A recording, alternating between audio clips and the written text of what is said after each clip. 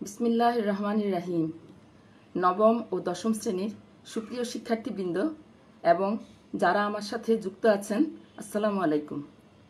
শিক্ষার্থীবৃন্দ, কামরুন্নেসা অনলাইন স্কুলের পক্ষ থেকে আমি নাজমুন নাহার হোসেন তোমাদেরকে জানাচ্ছি আন্তরিক শুভেচ্ছা। তোমরা আল্লাহর রহমতে ভালো আছো আশা করছি। শিক্ষার্থীরা, করোনার মতো ভয়াবহ দুর্যোগকালীন সময়ে তোমরা সরাসরি শ্রেণীকক্ষে উপস্থিত হতে পারছ না, তাই স্কুল কর্তৃপক্ষ কর্তৃক অনলাইন ক্লাসের আয়োজন। তোমরা যদি ক্লাসগুলো রেগুলার মনোযোগ দিয়ে ফলো করো এবং HWগুলো রেডি করো, তবেই না স্কুল কর্তৃপক্ষের এই প্রয়াস এবং আমাদের শ্রম সার্থক হবে। চলো তাহলে আমরা মেইন লেসনে যাই। তোমরা বই, খাতা, কলম নিয়ে বসে পড়ো।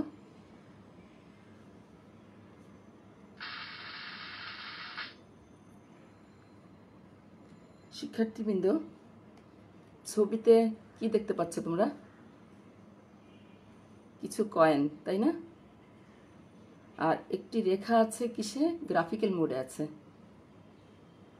আর আমাদের ন্যাশনাল ফ্ল্যাগ যেহেতু আছে, সেহেতু বাংলাদেশের বিষয় তো অবশ্যই। মনে করো তোমরা তাহলে কোন চ্যাপ্টারের সাথে এ ছবির মিল আছে? তাহলে আমরা অর্থনীতি বইয়ের বাংলাদেশের গুরুত্বপূর্ণ অর্থনৈতিক প্রসঙ্গ নবম অধ্যায় নিয়ে আজকে আলোচনা করব। আমাদের আলোচনায় কি কি থাকছে দেখে নাও তোমরা। প্রথমে আমরা দেখব কি অর্থনৈতিক প্রবৃদ্ধি বলতে আমরা কি বুঝি, তারপর অর্থনৈতিক উন্নয়ন কি, এরপরে দেখব এ দুটোর মধ্যে সম্পর্ক, এরপরে আমরা কি দেখব উন্নত, অনুন্নত ও উন্নয়নশীল দেশ বলতে আমরা কি বুঝি, এবং উন্নত, অনুন্নত ও উন্নয়নশীল দেশের বৈশিষ্ট্যগুলো নিয়ে আলোচনা করব।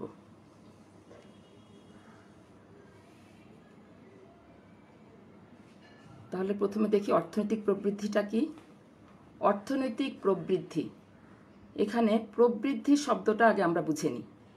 প্রবৃদ্ধি হচ্ছে কি ক্রমান্বয়ে বৃদ্ধি। তাহলে সংজ্ঞাকারে আমরা দেখি, একটি নির্দিষ্ট সময়ে কোনো দেশে উৎপাদিত চূড়ান্ত দ্রব্য ও সেবার বাজার মূল্যের সমষ্টির বৃদ্ধির হারকে অর্থনৈতিক প্রবৃদ্ধি বলা হয়। এখানে দেখো আন্ডারলাইন করা আছে কোন কোন শব্দের নিচে, সেগুলো আমাদের বুঝে নেওয়া দরকার আগে। চূড়ান্ত দ্রব্য ও সেবা আর কি বৃদ্ধির হার। এই চূড়ান্ত দ্রব্য ও সেবা দেখো, প্রাথমিক দ্রব্য এখানে কি দেখতে পাচ্ছ তোমরা? গম। সে গম থেকে কি তৈরি হয়? ময়দা বা আটা। সেটা হচ্ছে কি মাধ্যমিক দ্রব্য। আর চূড়ান্তভাবে আমরা যেটা পাই, যেটা আমরা সরাসরি ভোগ করি, সেটা কি চূড়ান্ত দ্রব্য, এবং সেটি হচ্ছে কি পাউরুটি।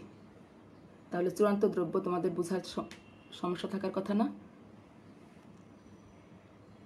এবার দেখো সেবা। সেবা হচ্ছে কি যেটি চোখে দেখা যায় না, অনুভব করা যায়, কিন্তু তার বিনিময় মূল্য থাকতে হবে, যেমন ডাক্তারের সেবা। তাহলে চূড়ান্ত দ্রব্য সেবা আমরা বুঝে গেলাম। এবার হচ্ছে এর বাজার মূল্যের সমষ্টির বৃদ্ধির হার। বৃদ্ধির হার বলতে কি বুঝি আমরা? মনে করো এবছর যত বাজার দ্রব্য সেবার যে বাজার মূল্য পাচ্ছি, তা গত বছর থেকে বিয়োগ করলে আমরা যে পরিবর্তনটা পাই, সেটি হচ্ছে কি বৃদ্ধির হার, এবং সেটি শতকরা হারে প্রকাশ করা হয়।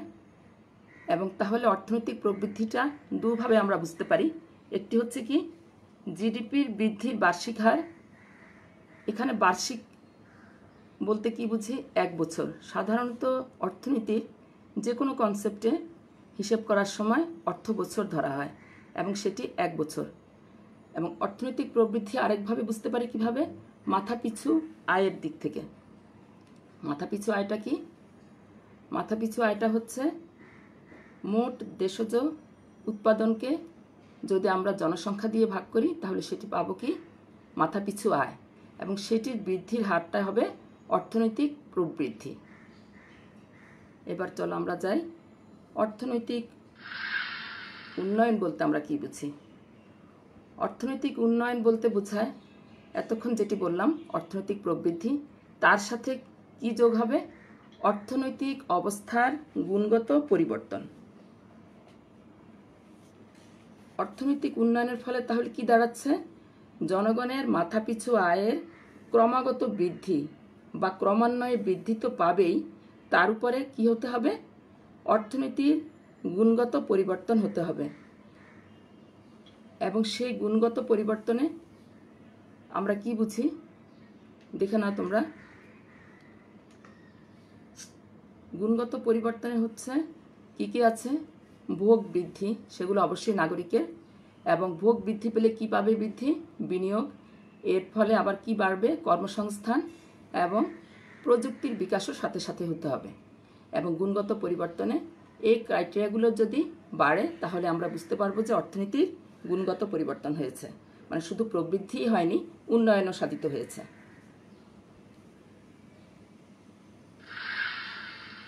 এরপরে দেখো জীবনযাত্রার মান বৃদ্ধি। জীবনযাত্রার মান বলতে কি বোঝা যায়? সেটা হচ্ছে কি উন্নত স্বাস্থ্য সুবিধা, তারপর উন্নত কারিগরি জ্ঞান, এরপর হচ্ছে তোমার উন্নত সেবা, যে কোনো কিছুই উন্নত, মানে জীবনযাত্রার মান বাড়বে যখন, তখনই হবে সেটা কি জীবনযাত্রার মান বৃদ্ধি। এবং এই পরিবর্তনগুলো হলেই আমরা বলবো কি সেটিকে অর্থনৈতিক উন্নয়ন। এবার চলো আমরা প্রবৃদ্ধি ও উন্নয়নের যে সংজ্ঞাগুলো আলোচনা করলাম সেটি উদাহরণ দিয়ে দেখি। মনে করো মাথাপিছু আয় কোনো দেশের নাগরিকের বাড়লো কত পার্সেন্ট? 10%, এবং দ্রব্যমূল্য বাড়ছে 10%। দুটো একই তালে বাড়ছে, মাথাপিছু আয় যেমনি বাড়ছে তেমনি দ্রব্যমূল্যও বাড়ছে। তাহলে সাধারণ জ্ঞানে কি বোঝা যায়? মানে জনগণের ক্রয় ক্ষমতা কিন্তু বাড়েনি, কারণ দ্রব্যমূল্য তার আয়ের সাথে সাথে বেড়ে গেছে, তার মানে প্রকৃত আয় বাড়েনি। আরেকটু উদাহরণ দেখি। মাথাপিছু আয় মনে করো 10% বাড়লো, কিন্তু দ্রব্যমূল্য বাড়লো না, স্থির থাকলো, তাহলে কি দাঁড়াবে? প্রকৃত আয় বাড়বে। এরপর 3 নম্বর অবস্থা দেখো, মাথাপিছু আয় 10% বাড়ছে, দ্রব্যমূল্য 5% বাড়ছে, তাহলে দ্রব্যমূল্য মাথাপিছু আয়ের চেয়ে কম হারে বাড়ছে, তার মানে কি জনগণের ক্রয় ক্ষমতা বাড়ছে, অর্থাৎ প্রকৃত আয় ক্ষেত্রে বাড়বে। এখন দেখি আমরা উন্নত দেশ বলতে কি বুঝি।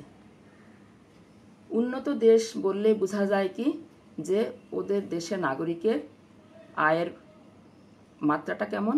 উচ্চ, অর্থাৎ যেসব উচ্চ আয়ের দেশে অর্থনৈতিক উন্নয়ন ঘটছে এবং সেই উন্নয়ন কি 50 বছর 100 বছর এমন দীর্ঘমেয়াদী, মানে অব্যাহত আছে, মানে উন্নয়ন ঘটেই চলছে, কিন্তু জনগণের জীবনযাত্রার মানও সেক্ষেত্রে উন্নত।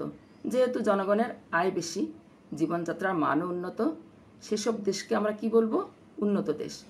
এবং উদাহরণস্বরূপ আমরা বলতে পারি কোন কোন দেশ? সেগুলো আমেরিকা, জাপান, তারপর ইউরোপের দেশ যেমন ফ্রান্স, জার্মানি, এগুলো। এবার দেখি আমরা উন্নত দেশের বৈশিষ্ট্যগুলো কি কি, মানে কোন কোন ক্রাইটেরিয়ার ভিত্তিতে আমরা সেটিকে উন্নত দেশ বলতে পারি। প্রথমেই দেখো ভূমি ও প্রাকৃতিক সম্পদ। ভূমি ও প্রাকৃতিক সম্পদ সেটির কথা যদি আমরা চিন্তা করি তাহলে উন্নত দেশে সেগুলো সাধারণত পর্যাপ্ত থাকে, তবে যদি কমও থাকে কোনো কোনো দেশে, সেখানে কি হবে? সেগুলোর সুষ্ঠু ব্যবহার এবং সংরক্ষণ হবে।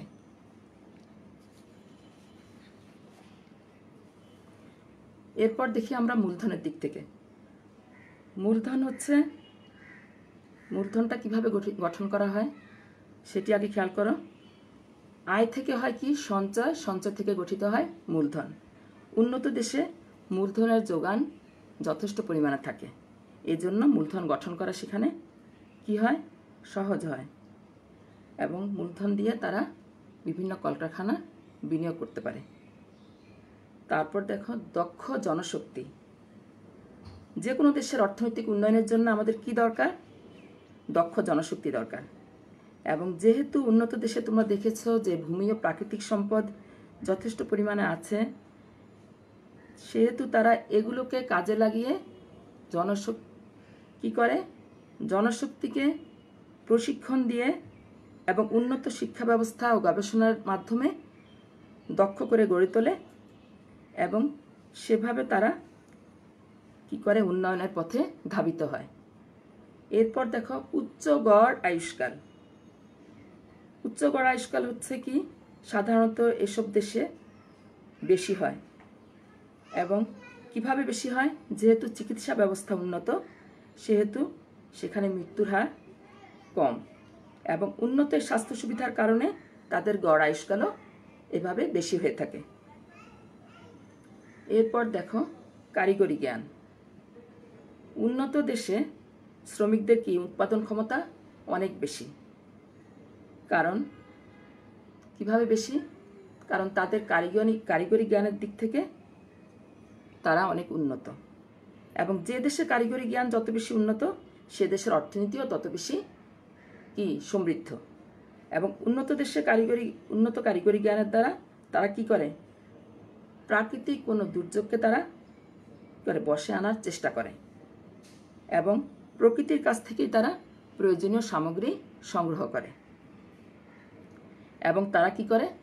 টেকনোলজিক্যাল যে ইনোভেশন আছে, অর্থাৎ কারিগরি যে আবিষ্কারসমূহ আছে, সেগুলো বিদেশে রপ্তানি করে দেশের উন্নয়ন করে। এরপর দেখো রাজনৈতিক স্থিতিশীলতা। রাজনৈতিক স্থিতিশীলতা হচ্ছে কি? অর্থনৈতিক উন্নয়নের অন্যতম একটা শর্ত। কিভাবে? যে দেশে রাজনৈতিক অস্থিরতা থাকে, সে দেশে কিন্তু বিদেশি বিনিয়োগকারীরা বিনিয়োগ করতে আগ্রহী হয় না। এবং যেহেতু বিনিয়োগ করতে আগ্রহী হয় না, সেহেতু সে দেশে উন্নয়ন বাধাগ্রস্ত হয় এবং এই সমস্যাটা উন্নত দেশে থাকে না। এবং এই উন্নত দেশে রাজনৈতিক স্থিতিশীলতা বিদ্যমান থাকায় অর্থনৈতিক উন্নয়ন সম্ভব হয়। এবং যেসব দেশে রাজনৈতিক স্থিতিশীলতা নেই, সেসব দেশে কি হয়? সরকারের যদি পরিবর্তন হয়, তবুও তারা অর্থনৈতিক যে পরিকল্পনা গ্রহণ করে, সেক্ষেত্রে সে কোনো বাধা আসে না বা তারা সে ধারাবাহিকতাটা কি করে? বজায় রাখে। এরপর দেখো ভৌত অবকাঠামো তথা উন্নত পরিবহন ব্যবস্থা। আমরা দেখি অবকাঠামো বলতে আমরা কি বুঝি? অবকাঠামো হচ্ছে যে কোনো উৎপাদনে আনুষঙ্গিক যে সুবিধাগুলো আমরা পাই, সেটি হচ্ছে কি? অবকাঠামো। সে অবকাঠামোর মধ্যে আসে যোগাযোগ ব্যবস্থা, পরিবহন ব্যবস্থা, তারপর বিদ্যুৎ, ব্যাংক, বীমা, এগুলো। এবং এই ভৌত অবকাঠামো যত উন্নত হবে, তত বেশি উৎপাদনও উন্নত হবে এবং উৎপাদন ব্যয় হ্রাস পাবে। উৎপাদন ব্যয় হ্রাস পেলে কি হয়? সেই বিনিয়োগটা লাভজনক হয় এবং বিনিয়োগ লাভজনক হলে কি হয়? সেখানে উৎপাদনও বাড়ে। এবার চলো আমরা অনুন্নত দেশ বলতে কি বুঝি দেখি। খেয়াল করো, যেসব নিম্ন আয়ভুক্ত দেশ, আমরা উন্নত দেশে পড়েছিলাম কি? উচ্চ আয়ভুক্ত দেশ, আর অনুন্নত দেশ হচ্ছে নিম্ন আয়ভুক্ত দেশ। এবং সেখানে জনসংখ্যা যে পরিমাণে আছে, তার তুলনায় মূলধন বা পুঁজি কম এবং স্বাভাবিকভাবেই যেহেতু আয় কম, সেহেতু সঞ্চয় কম, মূলধন কম, বিনিয়োগ কম এবং সেহেতু জীবনযাত্রাও নিম্নমানের। এবং এই দেশগুলোকে আমরা বলবো কি? অনুন্নত দেশ। উদাহরণস্বরূপ আমরা বলতে পারি কোন কোন জায়গার দেশগুলো? এশিয়া, আফ্রিকা, ল্যাটিন আমেরিকার অধিকাংশ দেশ। এবার চলো অনুন্নত দেশের বৈশিষ্ট্যগুলো কি কি আমরা দেখি। প্রথমে দেখো কম উৎপাদনশীল কৃষিখাত। অনুন্নত দেশে কি দেখা যায়? বেশিরভাগ মানুষই কিন্তু গ্রামে বাস করে এবং গ্রামে বাস করার দরুন কি হয়? তারা কৃষিকাজের উপরই গ্রামের লোকজন নির্ভরশীল থাকে এবং কৃষি থেকে উৎপাদন কম আসে।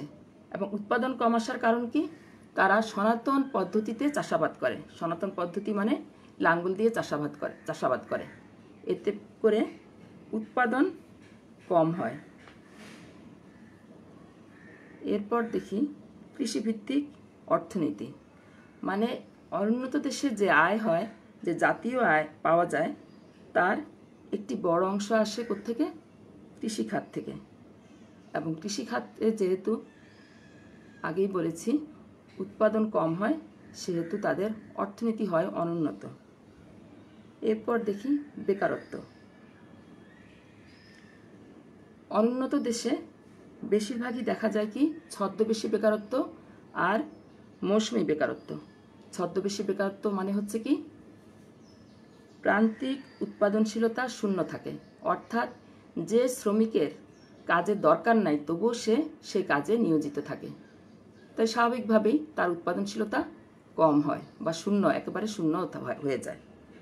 আর মৌসুমী বেকারত্ব হচ্ছে যে গ্রামে দেখা যায় কি শ্রমিকেরা বেশিরভাগই ফসল রোপণ এবং কাটার সময় যখন হয় সে সময় ছাড়া অন্য সময় তারা কোনো কাজ পায় না। এর ফলে কি হয়? এটাই হচ্ছে কি বেকারত্ব, এবং এটা উন্নত দেশের অন্যতম বৈশিষ্ট্য। এরপর দেখি কম মাথাপিছু আয়।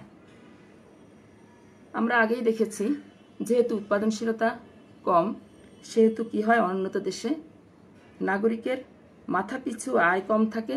আয় কম বলে সঞ্চয় কম থাকে, এর ফলে তারা বিনিয়োগও কম করতে পারে, এবং সে বিনিয়োগ কম বলে উৎপাদনও কম হয়। এবার দেখি দারিদ্র্যের দুষ্টচক্র। শিক্ষার্থীরা খেয়াল করো তোমরা, এই ছবিতে আমরা কি দেখতে পাচ্ছি? দারিদ্র্য অবস্থা। মনে করো একজন নাগরিকের অবস্থা কি, সে গরিব। এর ফলে কি হচ্ছে? তার ক্রয় ক্ষমতা কম হচ্ছে এবং সম্পদের সে স্বত্বাধিকারী হচ্ছে না বা স্বত্বাধিকারী হতে পারছে না। এর ফলে তার ভোগ কম হচ্ছে এবং সে স্বাস্থ্যহীনতার কারণে অপুষ্টিতে ভুগছে। এর ফলে কি হচ্ছে? জীবনযাত্রার নিম্নমান হচ্ছে এবং সঞ্চয়ের অভাব হচ্ছে। সঞ্চয়ের অভাবের ফলে সে বিনিয়োগও তার হচ্ছে না বা কম বিনিয়োগ হচ্ছে। বিনিয়োগ কম বলে উৎপাদনশীলতাও কম হচ্ছে। এবার চলো এর পরের বৈশিষ্ট্যগুলো দেখি আমরা। জনসংখ্যাধিক্য। বেশিরভাগ অনুন্নত দেশে কি হয়, কি দেখা যায়? জনসংখ্যা বেশি কিন্তু মাথাপিছু আয় কম, এবং এই জনসংখ্যা বেশি বলে কি হচ্ছে ওখানে? খাদ্য, বস্ত্র, বাসস্থান, শিক্ষা, যানবাহন, চিকিৎসা, কর্মসংস্থানের ব্যবস্থা যতটুকু দরকার অর্থাৎ সন্তোষজনকভাবে করা যাচ্ছে না। এরপর দেখো ভূমি ও প্রাকৃতিক সম্পদের ব্যবহার। অনুন্নত দেশে যেহেতু প্রযুক্তি অনুন্নত বা প্রযুক্তির অভাব দেখা যায়, সেহেতু সেখানে ভূমি ও প্রাকৃতিক সম্পদ যথেষ্ট পরিমাণ থাকলেও সেগুলোর ব্যবহার হচ্ছে না বা সংরক্ষণ হচ্ছে না।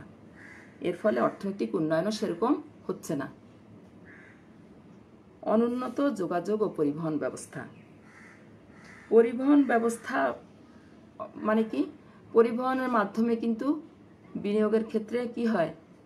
পরিবহনের মাধ্যমে বিনিয়োগে কি হয়? বিনিয়োগটা বাড়ে। কারণ কি? কিভাবে বাড়ে? পরিবহনের মাধ্যমে আমরা এক জায়গা থেকে মালামাল আরেক জায়গায় স্থানান্তর করতে পারি। তাহলে পরিবহন ব্যবস্থা যদি উন্নত হয়, আমাদের কি হয়? পরিবহন খরচটা কম হয় এবং সেক্ষেত্রে উৎপাদন খরচও কম হয়। এবং যদি অনুন্নত হয় তাহলে উৎপাদন ব্যয় যেহেতু বেশি হয়, তাহলে কোনো সংগঠক বা উদ্যোক্তাই বিনিয়োগে উৎসাহিত হয় না। এবার দেখো প্রতিকূল বাণিজ্য শর্ত। প্রতিকূল বলতে এখানে কি বোঝাচ্ছে? বাণিজ্য শর্ত প্রতিকূল কিভাবে হয়? অর্থাৎ অনুন্নত দেশে কি হচ্ছে? আমদানি বেশি, রপ্তানি কম। সেটি কিভাবে হয়? যেহেতু এখানে কৃষিপণ্যই বেশি উৎপাদিত হয়, সেহেতু কম মূল্যে বিদেশে রপ্তানি করে কৃষিপণ্য, আর বিদেশ থেকে শিল্পপণ্য আমাদেরকে বেশি দামে আমদানি করতে হয়, এবং এক্ষেত্রে এইভাবে বাণিজ্যের ভারসাম্য প্রতিকূলে অবস্থা বিরাজ করে। এবার দেখো অনুন্নত শিল্প কাঠামো। অনুন্নত শিল্প কাঠামো বলতে শিল্প কয়েক ধরনের হয়, বৃহদায়তন হয়, ক্ষুদ্রায়তন হতে পারে, কুটির শিল্প হতে পারে। কিন্তু অনুন্নত দেশে দেখা যায় কি বৃহদায়তন শিল্পের সংখ্যা খুবই কম, এবং সেক্ষেত্রে কি হয়, উৎপাদনও কম হয়, এবং অন্যান্য খাতের তুলনায় এই দেশের শিল্প খাতে শ্রমিক নিয়োগ কম হয় এবং শ্রমিকের দক্ষতাও কম হয়। এবার দেখি আমরা উন্নয়নশীল দেশ, যে দেশগুলো অনুন্নত এবং উন্নত দেশের মাঝামাঝি, মানে সেগুলোকে আমরা উন্নত বলতে পারবো না, আবার অনুন্নত বলতে পারবো না। তাহলে সেগুলো কোনগুলো দেশ? যে দেশের মাথাপিছু প্রকৃত আয় উন্নত দেশের তুলনায় কম, কিন্তু উন্নয়নের সূচকগুলোর ইতিবাচক পরিবর্তন ঘটছে। উন্নয়নের সূচক কোনগুলো? যেমন শিক্ষা, স্বাস্থ্য, কারিগরি জ্ঞান, এগুলো যদি ইতিবাচক পরিবর্তন ঘটে, অর্থাৎ দেশের উন্নয়নের সপক্ষে ঘটে, তাহলে সেগুলোকে আমরা বলবো উন্নয়নশীল দেশ। যেমন কি কোন কোন দেশকে আমরা বলতে পারি? ভারত, বাংলাদেশ, পাকিস্তান, মিশর, সোমালিয়া, নাইজেরিয়া, এগুলো। এবার দেখি আমরা উন্নয়নশীল দেশের বৈশিষ্ট্যগুলো কি কি। উন্নয়নশীল দেশের বৈশিষ্ট্য বলতে গেলে প্রথম আমরা কি বলতে পারি? কৃষি নির্ভর অর্থনীতি। এসব দেশের বেশিরভাগ মানুষই হচ্ছে কি কৃষির উপর নির্ভরশীল, এবং শ্রমশক্তির উল্লেখযোগ্য অংশ কৃষিতেই নিয়োজিত থাকে। এবং তারা কি করে? পুরনো আমলের জীবন নির্বাহী ক্ষুদ্র খামারে চাষাবাদ করে। কিন্তু অনুন্নত দেশের সাথে যে পার্থক্যটা আছে, এখানে আধুনিক প্রযুক্তির বিকাশ পরিলক্ষিত হয়। এবং তবে কৃষিতে বন্যা, খরা, এগুলো প্রাকৃতিক দুর্যোগ থাকে। এরপরে দেখি মাথাপিছু আয় কম, মানে উন্নত দেশের তুলনায় কম, তবে এখানে অনুন্নত দেশের তুলনায় বেশি। ফলে জীবনযাত্রার মান তেমন উন্নত নয়। উন্নত নয় বলতে এখানে কি বোঝাচ্ছি? মানে উন্নত দেশের মতো নয়। প্রাকৃতিক সম্পদের অপূর্ণ ব্যবহার। অধিকাংশ উন্নয়নশীল দেশে কি দেখা যায়? যে প্রাকৃতিক সম্পদ আছে, কিন্তু তার যথোপযুক্ত বা পরিপূর্ণ ব্যবহার হয় না। এরপর দেখো মূলধনের স্বল্পতা। উন্নয়নশীল দেশের মাথাপিছু আয় বৃদ্ধির হার কম বলে সঞ্চয়ের পরিমাণ কম হয়, এবং কম সঞ্চয় মূলধন গঠনের পথে বাধা সৃষ্টি করে। এরপর দেখো প্রাথমিক পণ্য উৎপাদনকারী দেশ। এই দেশগুলো কি করে? প্রধানত প্রাথমিক পণ্য উৎপাদন করে, এবং উৎপাদন ব্যবস্থায় যেহেতু এসব দেশে জনসংখ্যা বেশি, তারা কোন ধরনের প্রযুক্তি ফলো করে? শ্রম নিবিড় প্রযুক্তি ফলো করে, মানে মূলধন নিবিড় প্রযুক্তি তারা অবলম্বন করতে পারে না। এবং প্রাথমিক পণ্য বলতে এখানে শিল্পের কাঁচামাল, যেমন পাট, চামড়া, এগুলোই তারা উৎপাদন করে। এরপর দেখো শিল্পের বিকাশ। উন্নয়নশীল দেশগুলোতে শিল্প প্রাথমিক পর্যায়ে থাকে। কারণ কি? তারা কলকারখানা, তারপর টেকনোলজি, এগুলো হচ্ছে উন্নত দেশ থেকে আমদানি করে। তবে কোথাও কোথাও কি দেখা যায়? রপ্তানিমুখী শ্রমঘন অর্থাৎ লেবার ইন্টেন্সিভ শিল্পের দ্রুত বিকাশ দেখা যায়। এরপর দেখো বৈদেশিক বাণিজ্য ঘাটতি। মানে উন্নয়নশীল দেশে প্রতি বছর কি হয়? রপ্তানির মাধ্যমে যে পরিমাণ আয় আসে, তার চেয়ে তাদের আমদানির ক্ষেত্রে ব্যয়টা অনেক বেশি হয়, এবং এই দেশগুলোকে প্রতি বছর বৈদেশিক বাণিজ্যে ঘাটতির সম্মুখীন হওয়া লাগে, কারণ তাদের আমদানি বেশি, রপ্তানি কম। এরপর একটা দেখো উদ্যোক্তার অভাব। উদ্যোক্তার অভাব কেন হয়? কারণ উন্নয়নশীল দেশে পণ্য সামগ্রী বেশিরভাগই আসে কোত্থেকে? প্রথমে আমরা দেখেছি কৃষি থেকে প্রাপ্ত, এবং অর্থনীতিটা কিসের উপর নির্ভরশীল? কৃষির উপর নির্ভরশীল। এবং এই কৃষি পণ্যের মূল্য কিন্তু কি হয়? অনেক বেশি উঠানামা করে, এবং পণ্যের মূল্য এই উঠানামা করার কারণে বিনিয়োগকারীরা বিনিয়োগে আকৃষ্ট হয় না। অর্থাৎ বিনিয়োগকারীদের বিনিয়োগ করতে যেহেতু ঝুঁকির সম্মুখীন হতে হয়, তারা বিনিয়োগ করতে ইচ্ছা পোষণ করে না। এর ফলে দেশি বিদেশি যে উদ্যোক্তার অভাবে উন্নয়নও ব্যাহত হয়। এরপর দেখো, অর্থনৈতিক অবকাঠামো দুর্বল। অর্থনৈতিক অবকাঠামো আগেই বলেছি আমরা বলতে কি বুঝি? যোগাযোগ ব্যবস্থা, পরিবহন ব্যবস্থা, বিদ্যুৎ, ব্যাংক, বিমা, এগুলোর সুবিধা যদি বেশি থাকে তাহলে সেক্ষেত্রে উন্নয়ন ত্বরান্বিত হয়। কিন্তু উন্নয়নশীল দেশে এই অবকাঠামো দুর্বল, অর্থাৎ যা দরকার, যে পরিমাণ দরকার সেটি নাই। এরপর দেখো, বৈদেশিক সাহায্যের উপর নির্ভরশীলতা। উন্নয়নশীল দেশ বেশিরভাগই হচ্ছে কি করে? আন্তর্জাতিক দাতা দেশের উপর নির্ভর করে থাকে। যে কোনো বিনিয়োগের ক্ষেত্রে তারা বেশিরভাগই দাতা দেশের উপর নির্ভরশীল থাকে, ফলে উন্নয়ন ব্যাহত হয়। এখন দেখো, আমরা তাহলে আজকের আলোচনায় বা আজকের ক্লাসে আমরা কি কি দেখলাম?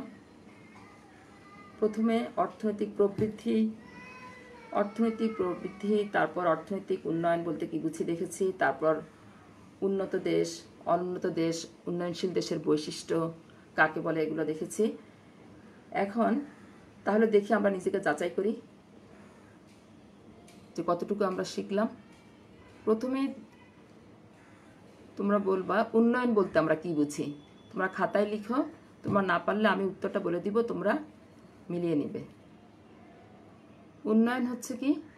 প্রবৃদ্ধির সাথে অন্যান্য বিষয়ের সুফল, বা এটাও লিখতে পারো তোমরা প্রবৃদ্ধির সাথে কি অর্থনীতির গুণগত পরিবর্তন। এরপর 2 নম্বর কোশ্চেন দেখো, কোনটি দ্বারা অর্থনৈতিক প্রবৃদ্ধির পরিমাপ করা হয়? কোনটি দিয়ে অর্থনৈতিক প্রবৃদ্ধি পরিমাপ করা হয়? জিডিপি বৃদ্ধি দিয়ে। তারপর 3 নম্বর কোশ্চেন দেখো, অর্থনীতিতে কি দিয়ে মূলধন গঠন করা হয়?